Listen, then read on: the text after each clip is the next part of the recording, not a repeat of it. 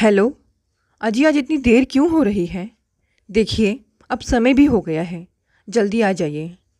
हाँ हाँ सुचिता, बस अब निकलने की तैयारी हो रही है, बाय कहकर अजीत ने फ़ोन रख दिया। थकावट आज ज़्यादा ही महसूस हो रही थी क्योंकि पिछले एक हफ्ते से ही आने वाले पेशेंट्स की संख्या बढ़ गई थी। दोपहर के 2 बज रहे थे लेकिन अभी भी एक पेशेंट बैठी हुई थी। अजीत अपने सहायक को पेशेंट को अंदर भेजने के लिए कहा। जब पेशेंट दरवाज़ा खोलकर अंदर आई तब अजीत को तो मानो विश्वास ही नहीं हुआ। आश्चर्यचकित हो अजीत अपने सामने बैठी उस महिला को आप अलग देख रहे थे। फिर जब उनकी चेतना लौटी तो उनके मुंह से निकला, हेमा तुम यहाँ क्या कर रही हो?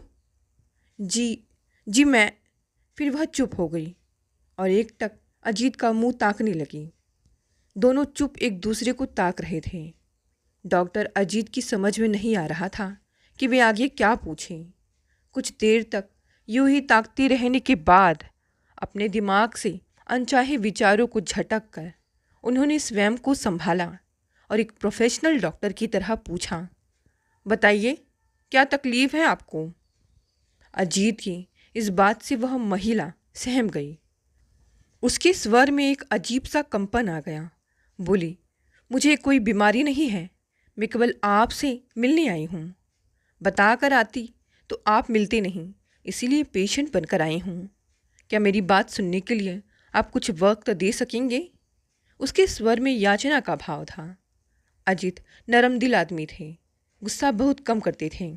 गलत बात पर उत्तेजित अवश्य होते थे परंतु अपने गुस्से को पी जाते थे। कभी तीखी प्रतिक्रिया व्यक्त नहीं करते थे। आज भी वे हेमा को देखकर विचलित हो गए थे। पुरानी यादें उनके मन में जहर की तरह पिघलने लगी थी परंतु हेमा पर उन्हें गुस्सा नहीं आ रहा था, जबकि उस महिला ने ही उनके जीवन में 10 साल पूर्व जहर का समुद्र भर दिया था और वे धीरे धीरे उस जहर को पी रहे थे और न जाने कब तक पीते रहते। मगर आज अचानक वह स्वयं उनके सामने उपस्थित हो गई थी, फिर से उनके जहर भरे जीवन में हलचल मचाने के लिए। क्या मकसद था उसका? वह क्यों आई थी लौटकर उनके पास, जबकि अब उनका उस महिला से कोई वास्ता नहीं रह गया था। मन में एक बार आया कि मना कर दें परंतु फिर सोचा बिन बात किए उसके मकसद का पता नहीं चलेगा। उन्होंने किसी तरह अपने मन को शांत किया और बोले, यह मेरे घर जाने का समय है, क्या आप शाम को मिल सकती हैं? कितने बजे? उस महिला के स्वर में अचानक उत्साह आ गया। मैं आज शाम को क्लिनिक में ही रहूँगा, आप 6-7 बजे आ जाइएगा। ठीक है। उस महिला के मुंह पर पहली बार हल्की सी मुस्कुराहट आई। मैं ठीक 6 बजे आ जाऊंगी, कह वह उठ खड़ी हुई। उस महिला के जाने के बाद डॉक्टर फिर से विचारों के जंगल में खो गए। पल भर के लिए उन्हें याद ही नहीं आ रहा था कि उन्हें घर भी जाना है। अटेंडर ने याद दिलाया तो वे अपनी यादों की खोह से बाहर आए और फिर घर के लिए रवाना हो गए। घर पर पत्नी उनका इंतज़ार कर रही थी। बोली, आज कुछ ज़्यादा ही देर हो गई। हाँ, डॉक्टर के पेशे में ऐसा हो जाता है, कभी अचानक कोई मरीज आ जाता है तो देखना ही पड़ता है। उन्होंने सामान्य ढंग से जवाब दिया और फिर हाथ मुंह धोकर खाने की मेज पर जा बैठे। पत्नी के सामने वे भले ही सामान्य ढंग से व्यवहार कर रहे थे परंतु उनका मन सामान्य नहीं था, उसमें हलचल मची हुई थी। कई सालों बाद शांत झील की सतह पर किसी ने पत्थर फेंक दिया था। यह पत्थर का कोई छोटा टुकड़ा नहीं था। उन्हें लग रहा था जैसे पानी के नीचे किसी ने पहाड़ का एक बड़ा हिस्सा ही लुढ़का दिया हो। खाना खाकर डॉक्टर अजीत ने पत्नी से कहा, आज मैं कुछ थका हुआ हूँ, आराम करूँगा, तुम डिस्टर्ब मत करना। पत्नी ने संशय से उनके चेहरे की तरफ देखा। तबीयत ठीक नहीं है क्या? सिर दर्द हो तो बाम लगा दूँ? नहीं, ऐसी कोई बात नहीं है, बस आराम करना चाहता हूँ, कहकर वे बेडरूम में घुस गए। सुचिता को उनके व्यवहार में आए इस परिवर्तन से अचंभा हुआ पर ज़्यादा ध्यान नहीं दिया। वह अपने काम में लग गई। बहुत सारे काम बाकी थे। लड़का स्कूल से आने वाला था, काम वाली भी शाम तक आती। दिन में उसे आराम करने का समय ही नहीं मिल पाता है। बेटे को खिला पिलाकर उसका होमवर्क कराने बैठ जाती। शाम को जब अजीत अपने क्लिनिक चले जाते और बच्चा खेलने कूदने लगता, तब उसे कुछ आराम करने का मौका मिलता। वह थोड़ी देर के लिए लेट जाती है बस। बेडरूम में जाकर अजीत ने बिस्तर पर लेट आंखें बंद कर ली, परंतु नींद कहाँ आनी थी। उनके दिलो दिमाग में बहुत सारी यादें अचानक नींद से जाग उठी थी और करवटें बदल बदल कर उन्हें परेशान कर रही थी। उनकी यादों का कारवां चलता हुआ धीरे धीरे 10 साल पूर्व के जंगल में पहुंच गया। वह जंगल ऐसा था जहां वे दोबारा कभी नहीं जाना चाहते थे, परंतु समय इतना बलवान होता है कि आदमी को ना चाहते हुए भी अपनी विगत को याद करना पड़ता है। अजीत एक जहीन और गंभीर किस्म के विद्यार्थी थे। उन्होंने MBBS किया था और वहीं से इंटर्नशिप करके MD की डिग्री प्राप्त की थी। वे अब नौकरी की तलाश कर रहे थे। शीघ्र ही उन्हें गुड़गांव में एक प्राइवेट हॉस्पिटल में जॉब लग गई। तभी उनके लिए रिश्ते आने आरंभ हो गए। बहुत छोटा परिवार था। उनकी शादी के पहले माँ बाप ने उनकी इच्छा पूछ ली थी। आजकल के चलन के अनुसार यह आवश्यक भी था।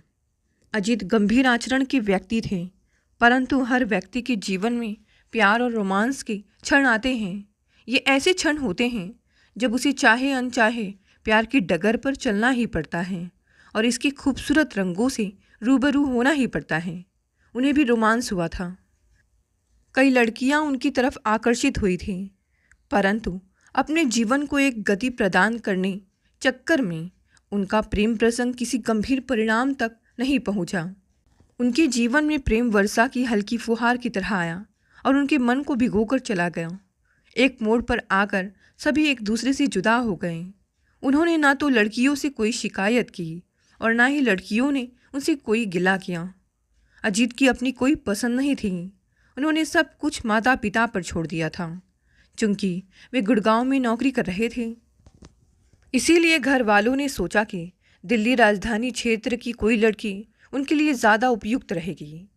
उनके लिए डॉक्टर लड़की मिल सकती थी, परंतु अजीत ने इस बारे में साफ कह दिया था कि माता पिता की जो पसंद होगी वह उनकी पसंद होगी। अंत में एक लड़की सभी को पसंद आई। उसने MBA किया था और गुड़गांव की ही एक बड़ी कंपनी में HR डिपार्टमेंट में सीनियर मैनेजर के पद पर कार्य कर रही थी। देखने दिखाने की औपचारिकता के बाद अजीत और हेमा की शादी हो गई। शादी के कुछ दिनों बाद ही उन्हें लगा कि हेमा के प्यार में कोई ऊष्मा नहीं है, दाम्पत्य जीवन के प्रति कोई उत्साह नहीं है। अजीत एक डॉक्टर थे और वे शारीरिक संरचना के बारे में बहुत अच्छी तरह जानते थे, परंतु वे आधुनिक जीवन में आई अनावश्यक स्वतंत्रता और स्वच्छंदता के बारे में भी अच्छी तरह जानते थे।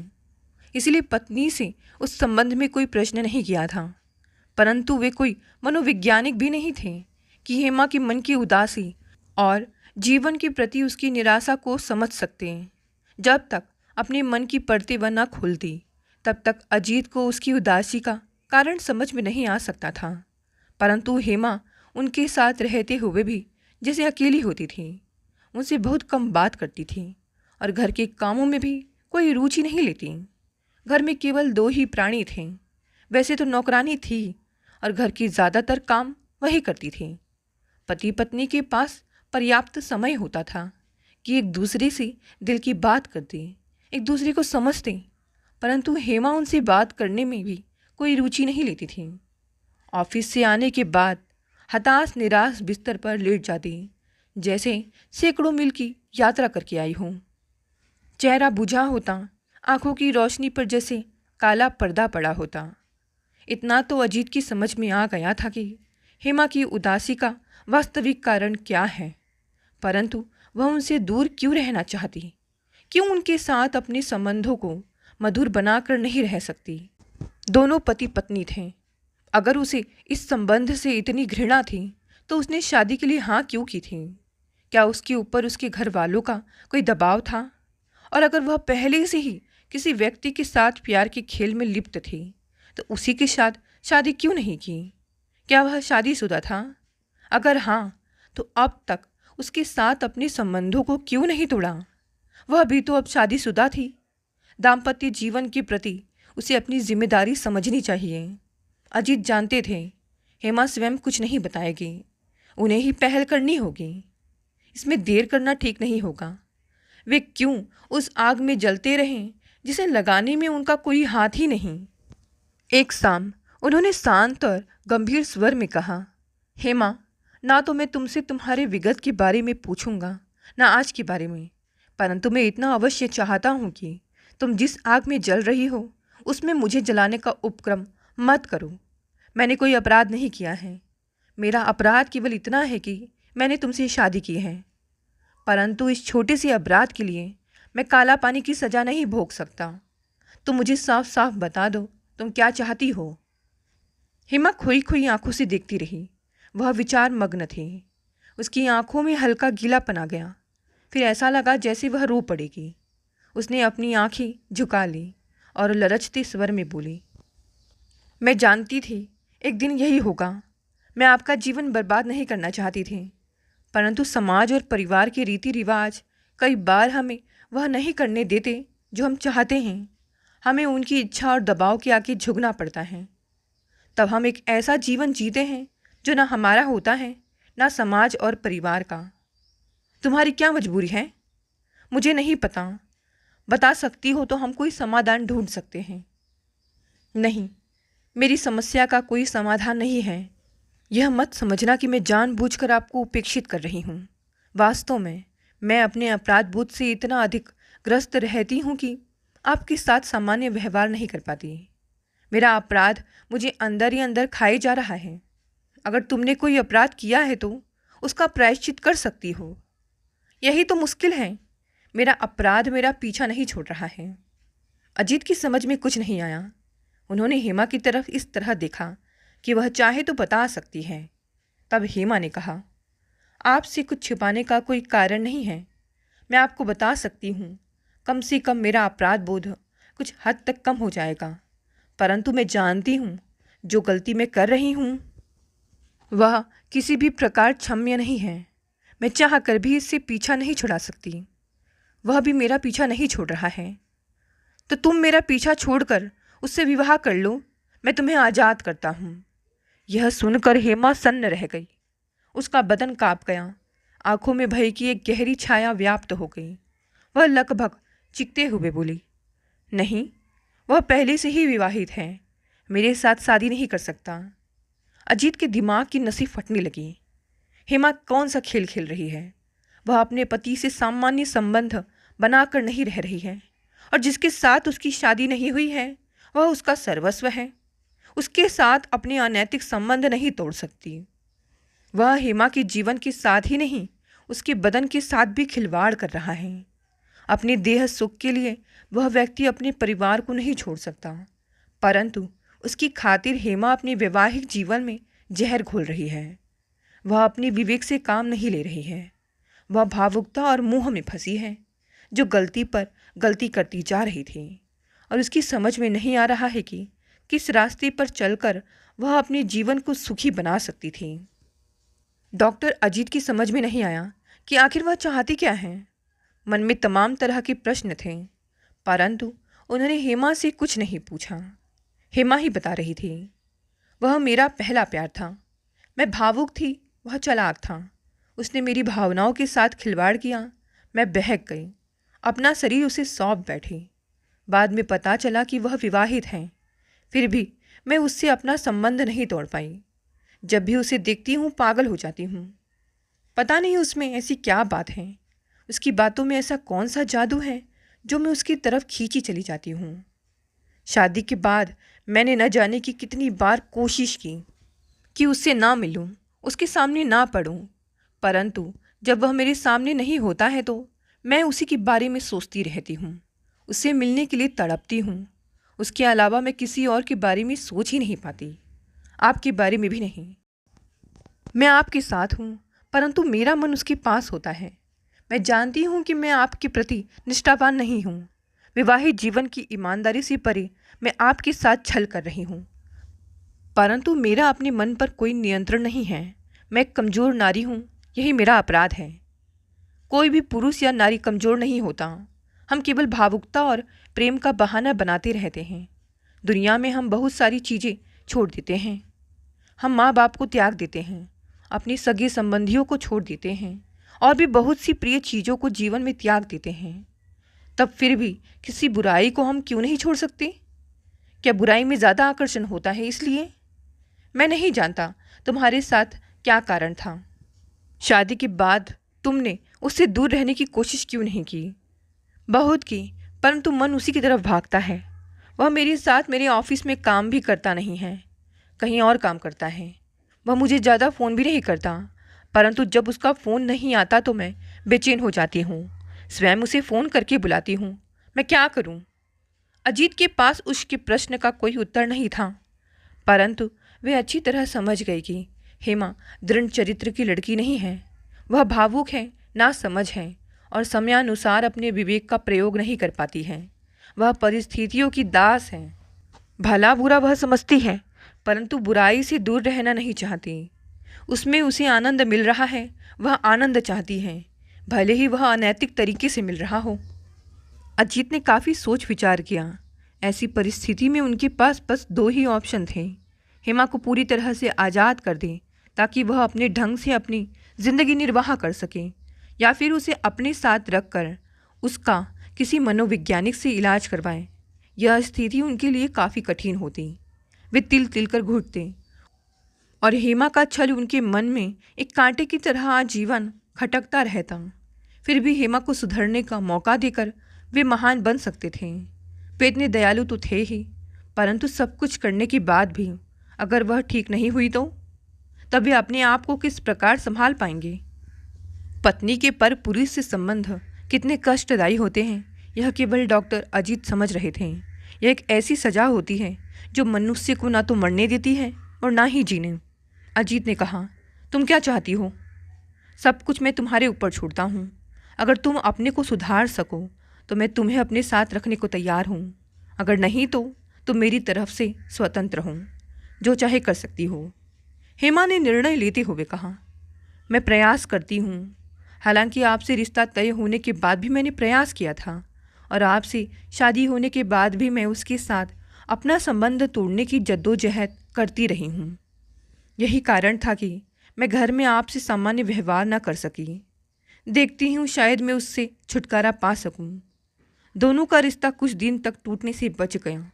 हेमा ने अपने ऑफिस से लंबी छुट्टी ले ली ताकि वह उस व्यक्ति से दूर रह सके, परंतु आधुनिक युग के संचार माध्यमों के कारण आदमी की निजता काफ़ी हद तक समाप्त हो गई है। हेमा ने कोशिश की कि वह घर के कामों में अपने को व्यस्त रखे, टीवी देखकर अपने मन को इधर उधर भटकने से रोके और पुस्तकें पढ़कर समय गुजारे, परंतु मोबाइल की दुनिया में उसके लिए यह संभव नहीं था। उस व्यक्ति का पहली बार फ़ोन आया तो उसने नहीं उठाया। उसने एसएमएस किया तो भी ध्यान नहीं दिया, परंतु कब तक?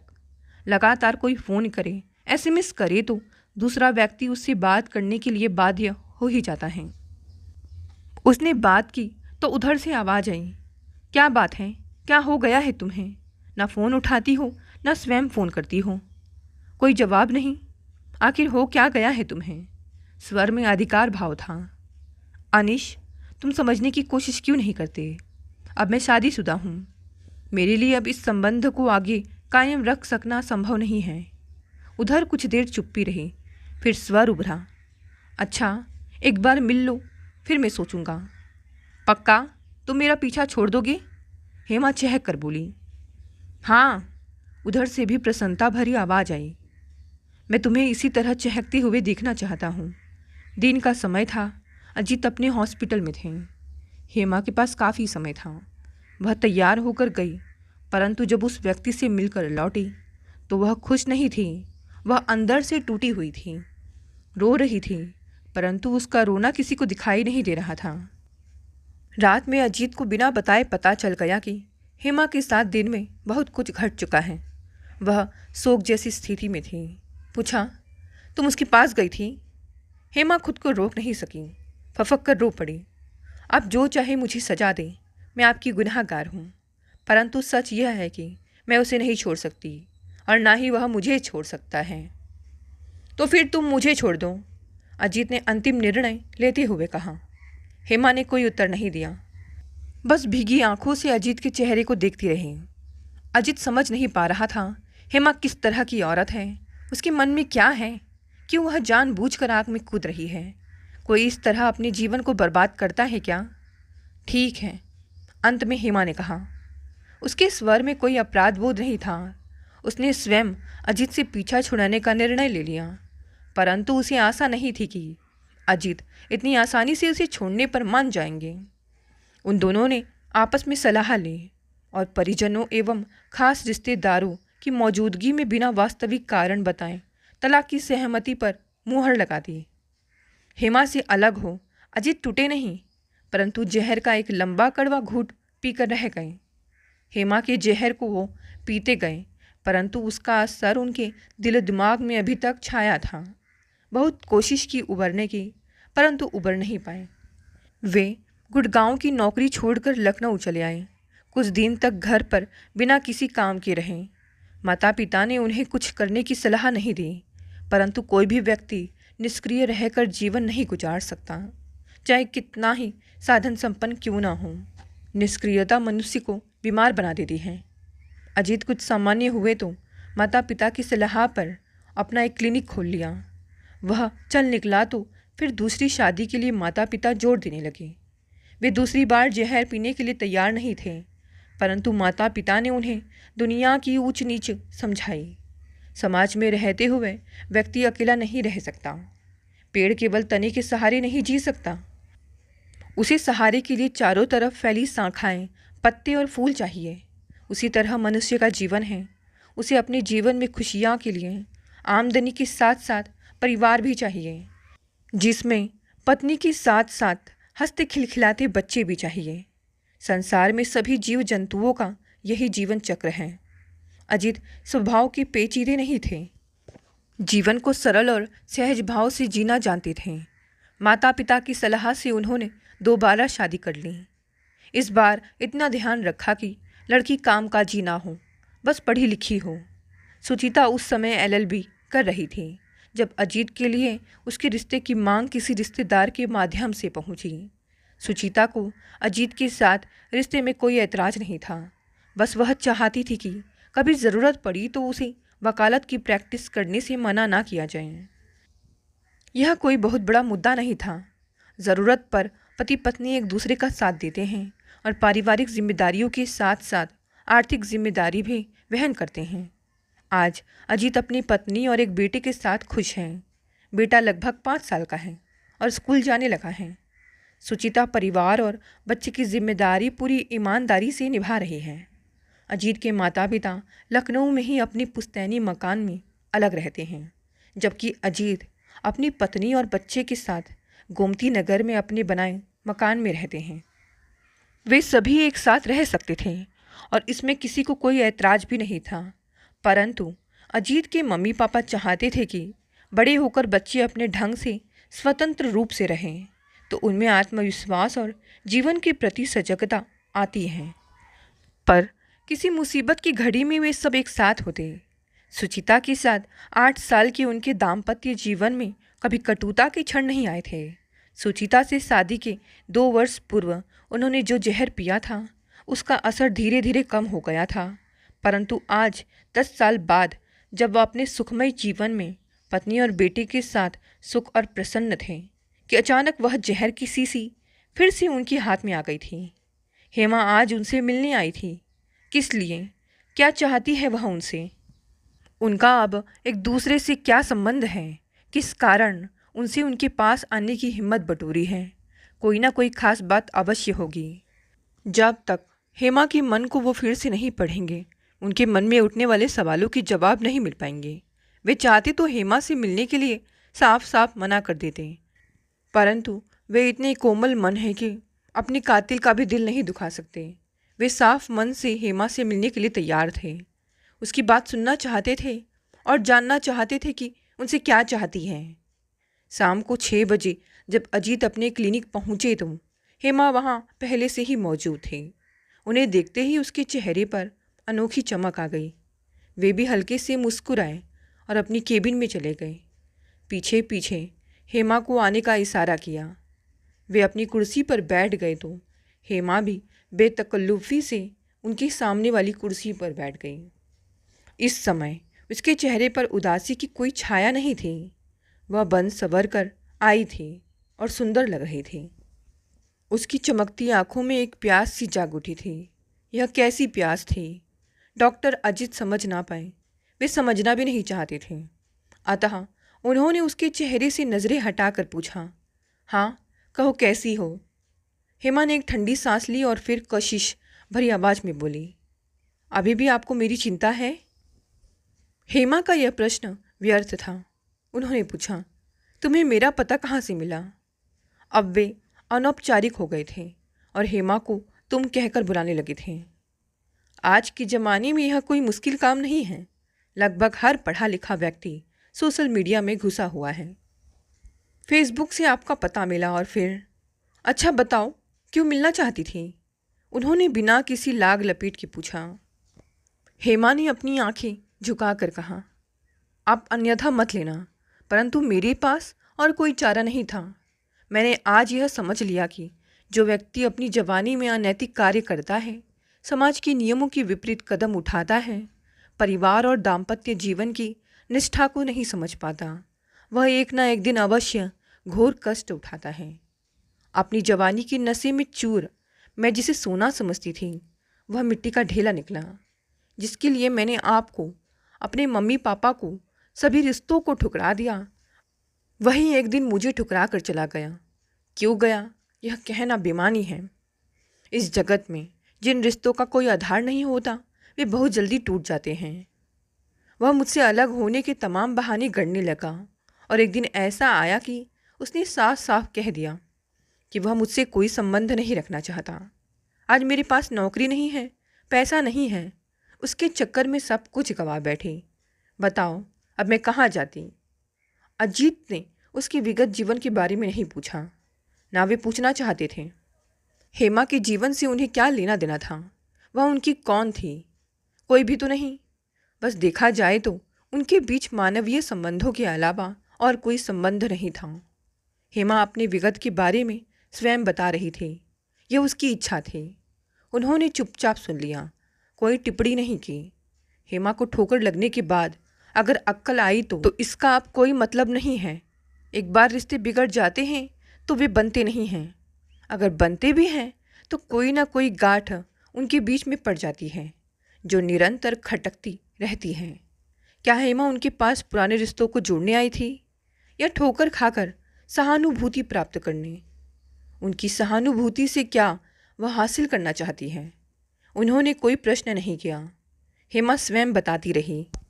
अपनी परेशानियों के बारे में बहुत ज़्यादा बताकर मैं आपको परेशान नहीं करूँगी। बस इतना कहने के लिए आई हूँ कि अब मैं इस भरे संसार में अकेली हूँ। मम्मी पापा ने तभी मुझसे संबंध तोड़ लिया था। नाते रिश्तेदार मुझे फूटी आँख नहीं देखना चाहते। यार दोस्त भी अलग हो गए। उसने मेरी नौकरी भी छुड़वा दी थी। दिल्ली में चारों तरफ मुझे अंधेरे के सिवा कुछ नहीं दिखाई दे रहा था। वहाँ जब मुझे कोई किनारा नहीं मिला तो मुझे आपकी याद आई। मैं मानती हूँ कि मैंने आपको बहुत दुख दिया।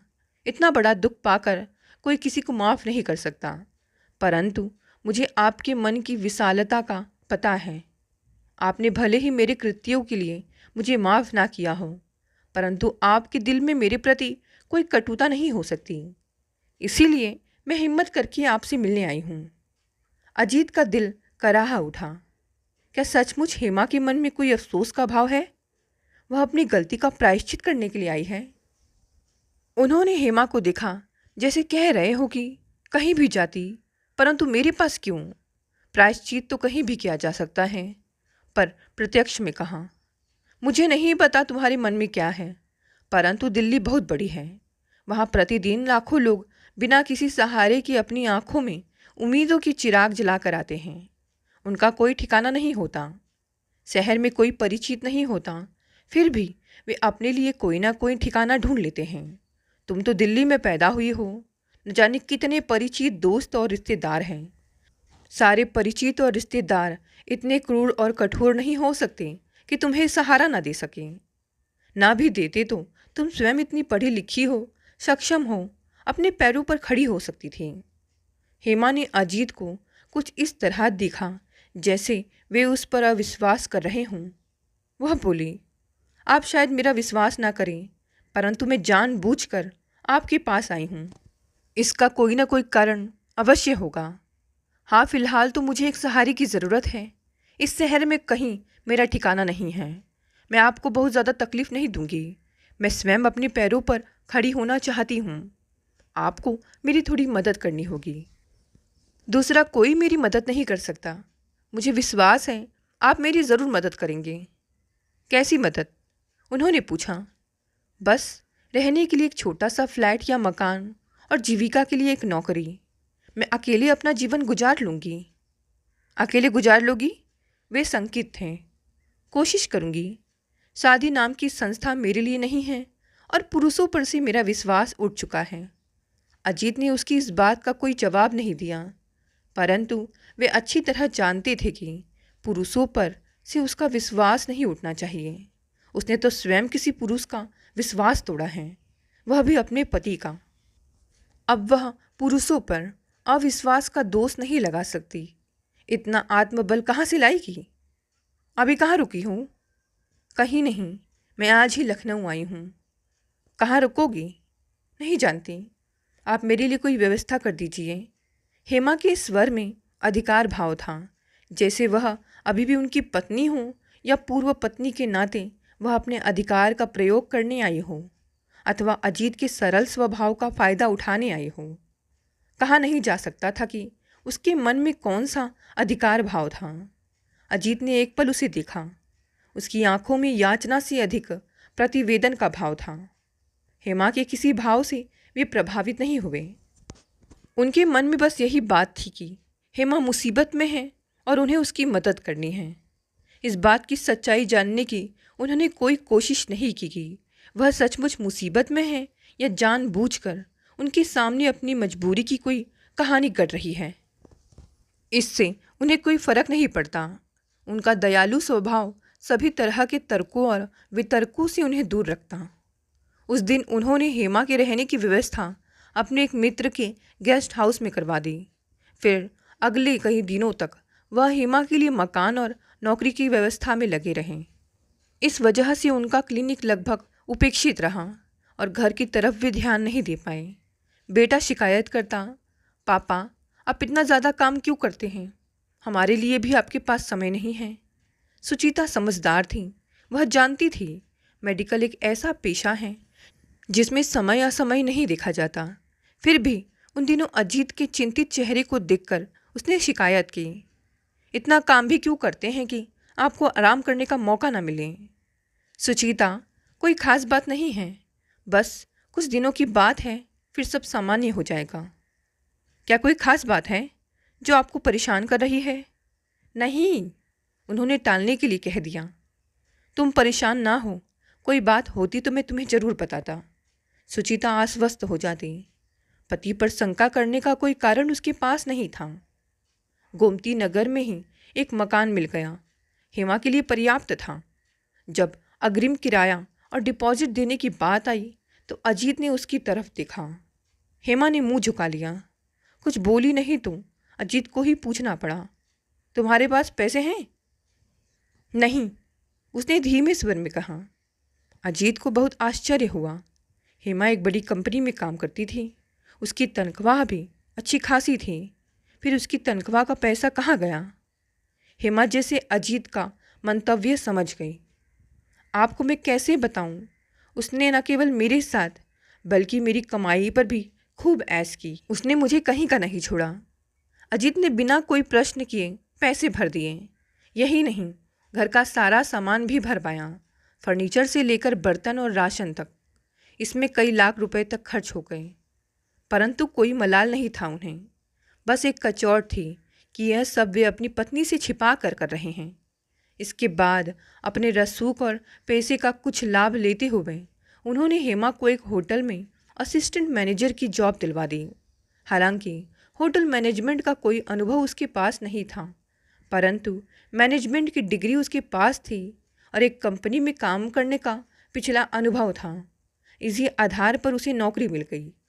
जिस दिन उसे नौकरी मिली, हेमा ने अजीत से कहा, क्या मिठाई खाने के लिए शाम को घर आ सकते हो? घर पर क्यों? मिठाई तो कहीं भी खाई जा सकती है, उन्होंने हल्के फुल्के मूड में कहा। तो फिर किसी रेस्टोरेंट में चलते हैं, हेमा ने तपाक से कहा। वे सोच में पड़ गए, फिर बोले, यह संभव नहीं होगा। मरीजों को देखते देखते काफ़ी समय निकल जाता है, रात में देर हो जाएगी, समय नहीं मिल पाएगा। तो फिर आप क्लिनिक से सीधे घर आ जाइए, उसने जोर देकर कहा। देखता हूँ, शाम को ज़्यादा मरीज नहीं हुए तो आ जाऊँगा। मैं इंतज़ार करूँगी।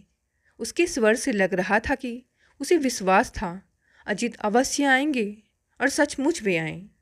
हेमा उस दिन बहुत खुश लग रही थी। वह अजीत के स्वागत के लिए बिल्कुल तैयार थी। उसने एक विवाहिता की तरह श्रृंगार किया था, बस सिंदूर नहीं लगाई थी। साड़ी में उसका नैसर्गिक सौंदर्य निखर रहा था। मनुष्य के जीवन में जब खुशियाँ आती हैं तो उसके अन्य गुण भी दिखाई देने लगते हैं।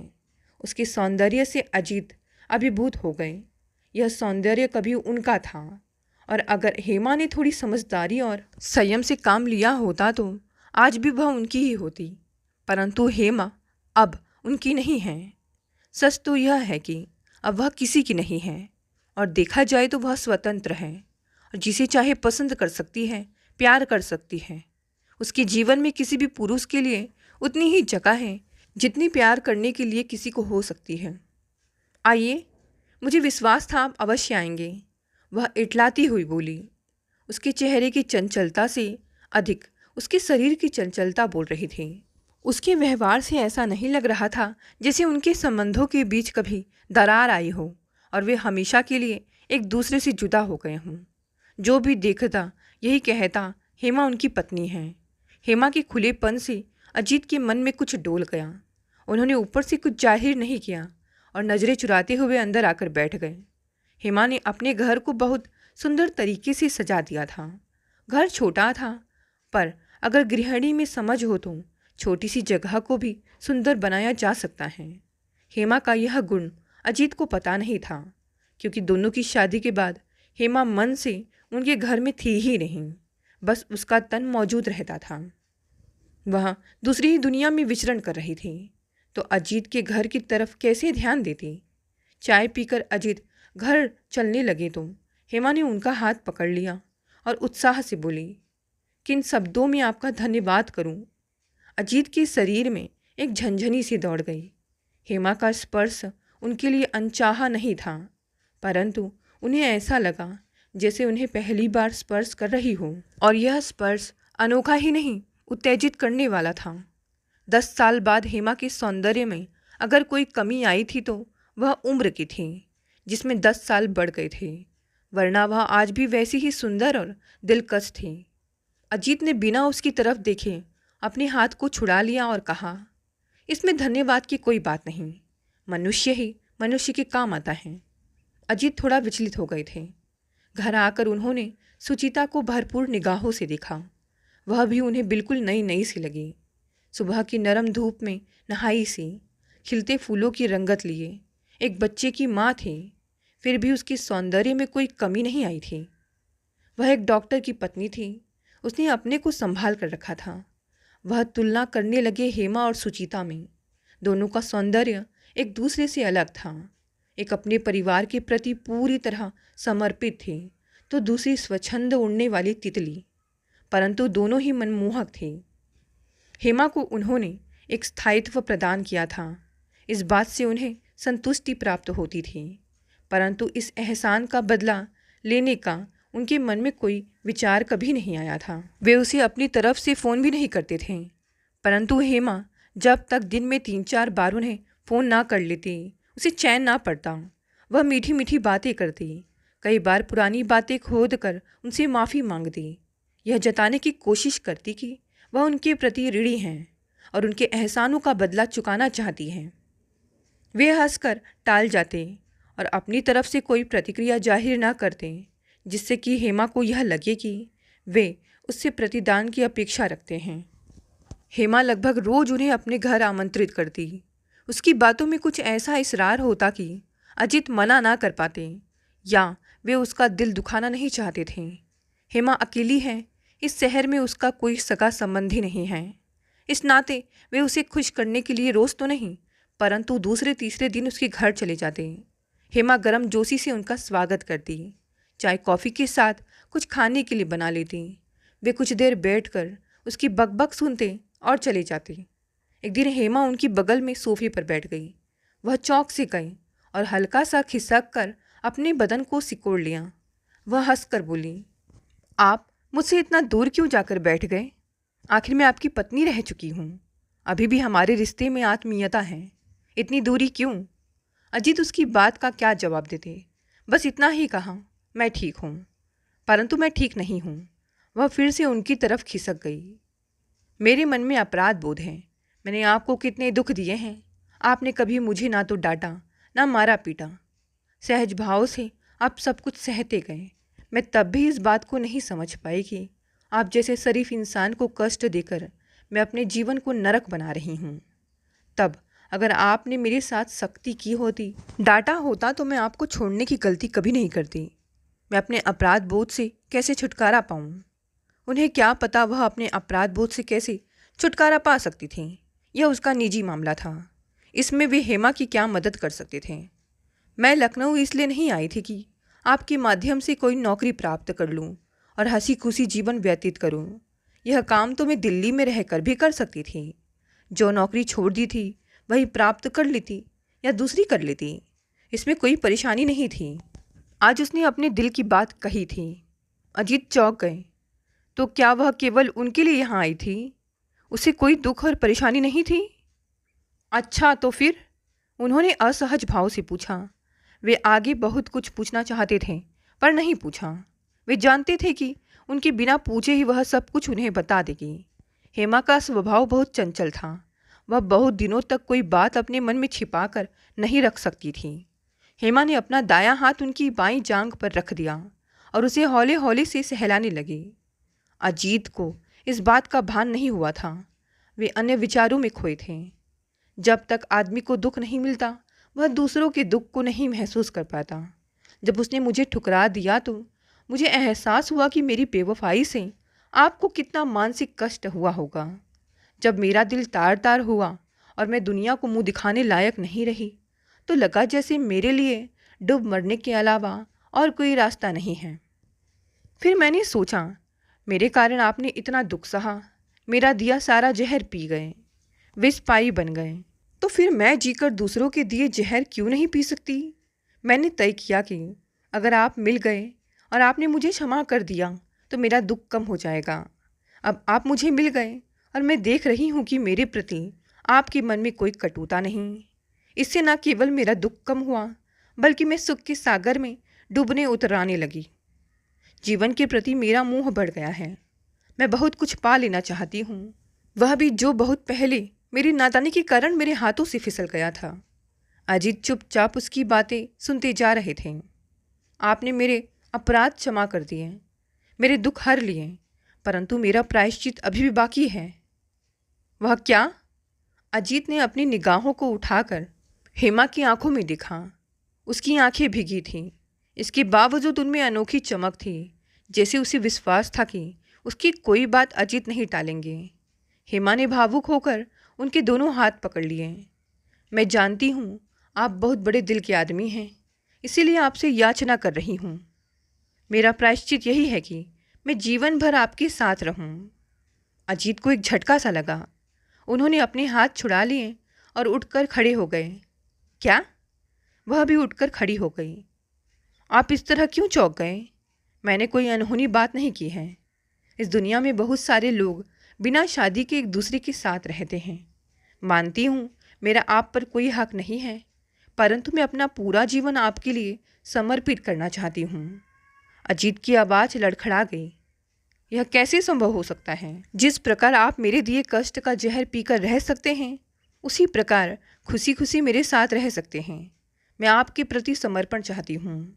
किसी और चीज़ की मुझे आपसे कोई अपेक्षा नहीं है। मैं आपसे कोई और हक नहीं मांगूंगी, न बच्चों की कामना, न संपत्ति का अधिकार। मुझे बस आपका साथ चाहिए। अजीत का दिमाग चकरा गया। वे एक डॉक्टर थे, सुलझे हुए व्यक्ति थे। कठिन और विपरीत परिस्थितियों में भी नहीं घबराते थे। जब पर पुरुष के साथ हेमा के संबंधों का उन्हें एहसास हुआ था, तब भी वे इतना विचलित नहीं हुए थे। सोचा था कि इस स्थिति से किसी तरह निपट लेंगे, परंतु आज उन्हें लग रहा था कि इस स्थिति से कुदरत भी नहीं निपट सकती। हेमा जो चाहती थी वह कभी पूरा नहीं हो सकता था। कम से कम उनके लिए यह असंभव था। एक बार उन्होंने विष पिया था, परंतु दूसरी बार नहीं पी सकते थे, जानबूझकर तो कतई नहीं। हेमा उनके बदन से सट गई, लगभग उन्हें अपनी बाहों में समेटती हुई बोली, देखिए, मना मत कीजिएगा, मैं बड़ी उम्मीदों से आपके पास आई हूँ। मेरा यहाँ आने का यही एक मकसद था कि पूरा जीवन आपके चरणों में समर्पित करके मैं अपनी गलतियों से छुटकारा पा सकूंगी। मेरे अपराधों का प्रायश्चित हो जाएगा। आपके सिवा अब मैं किसी और को नहीं चाह सकती। अगर आप मुझे नहीं स्वीकार करेंगे तो भी मैं जीवन भर अविवाहित रहकर आपका इंतज़ार करूंगी। उसकी आवाज़ में बेबसी की गिड़गिड़ाहट भरती जा रही थी और ऐसा लग रहा था जैसे हेमा जमाने भर की सताई हुई औरत हो। अजीत ने उसे नहीं संभाला तो वह टूट जाएगी, बर्बाद हो जाएगी। परंतु अजीत को हेमा की गिड़गिड़ाहट, उसका रोना प्रभावित नहीं कर पा रहा था। उनके दिमाग की नसें फट रही थी। उन्हें लग रहा था चारों ओर धमाके हो रहे थे। यह दिवाली या किसी शादी ब्याह के मौके पर होने वाले आतिशबाजी के धमाके नहीं थे। यह उनके जीवन को तहस नहस करने वाले धमाके थे। हड़बड़ाहट में वे बाहर जाने के लिए मुड़ी। हेमा ने उन्हें पकड़ लिया। वे ठिठक गए।